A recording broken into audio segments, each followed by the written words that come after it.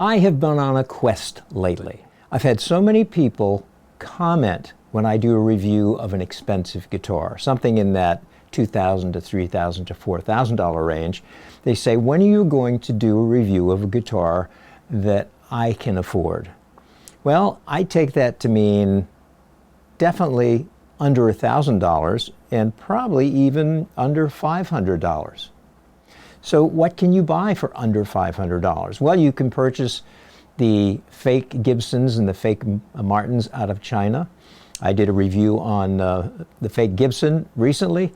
I did one on a fake Martin, really blue, ornate OM back about a year ago or so. Both actually excellent guitars for the money, quite well made, I must admit, and sound good too, and play well. So I've been on this quest, and I happened to be perusing on Reverb, 2 or 3 weeks ago, just before the cold snap happened. And thank goodness today is going to be the last day of really, really cold weather, I hope. Anyway, today is Super Bowl Sunday. So I saw a listing for a Harley Benton, and Harley Benton has made quite a name for itself in the electric guitar world, not so much in the acoustic world, at least not to my knowledge. But I had heard the name, I'd seen some reviews of the electric guitars, pros and cons, mostly pros. It definitely for the price and the playability and the sound, and I saw this particular guitar listed, and it was kind of a warehouse sale out of their New Hartford, Connecticut warehouse.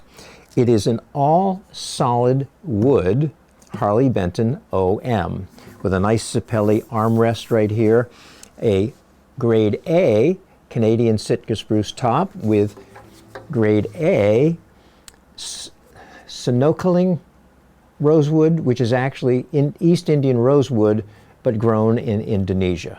I looked it up. I had to figure out what that was. So it's the same species. The tree just happens to be located in a different country. That's all it is. But beautiful figuring on this particular set of rosewood. Nice what looks or appears to be kind of a maple binding, ebony fretboard and bridge. I'm pretty sure bone nut and saddle. Ebony bridge pins. Really cool Harley Benton 16-to-1 open back tuners that look really cool. I wish some of my other open back tuners look this nice. Black with the gold, very, very nice.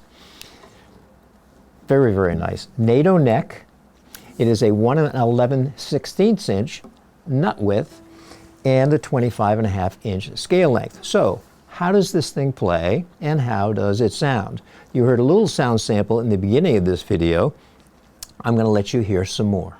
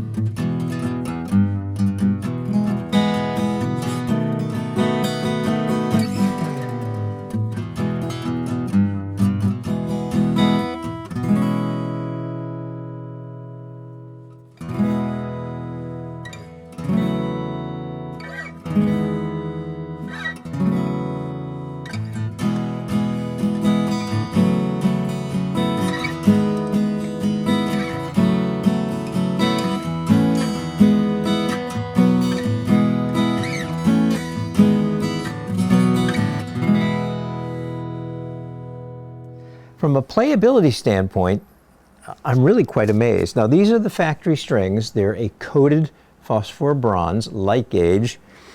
They're not bad. They give a little bit of string noise. I'm curious what it will sound like with a nice set of Elixir Nano Web Phos-4 bronze. I did do an experiment. This is tuned to pitch currently. Many of the guitars that I purchase, I will tune down to my preferred tuning, which is D standard, which is D to D instead of E to E, so it's a full step below concert pitch.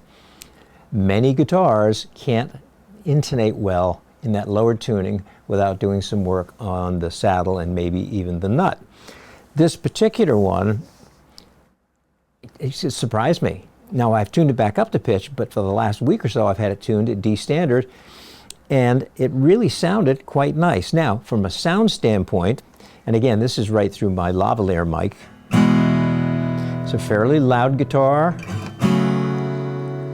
I would say it's kind of a bright, kind of in-your-face sound, as opposed to being mellow and sweet. It's like the sound jumps right off of this portion of the soundboard.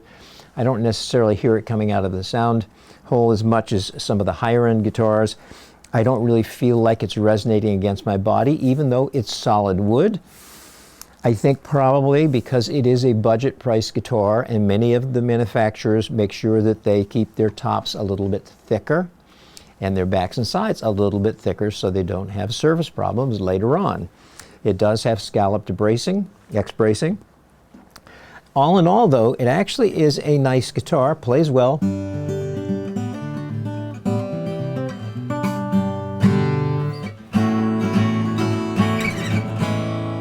Again, those sounds are just coming through my lavalier mic, but for the money, for someone who is a beginner guitarist who wants to get to intermediate guitarist, play open mics, maybe even doing some light gigging at some point, and I could actually see this guitar in the studio being quite nice because it doesn't have a lot of booming low end.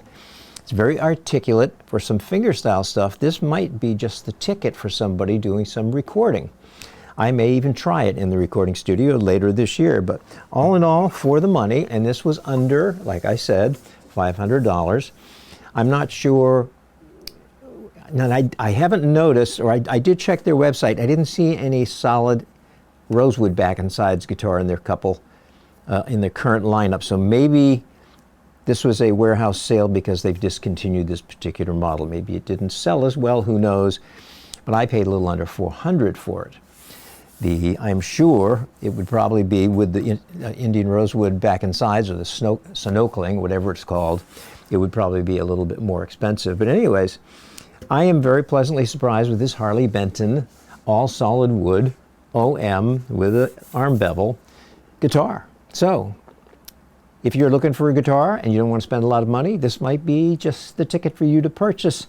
Like I said, it'd be great for a beginner, it'd be great for an intermediate, it'd be great for an open mic person. Now, it does not have a pickup in it. I will install, if I tend to keep it or want to keep it, a K&K Pure Western Mini pickup in it because I'm a dealer installer for them, and I think that's the best acoustic pickup on the market. Doesn't need a battery, has good sound, very natural-like.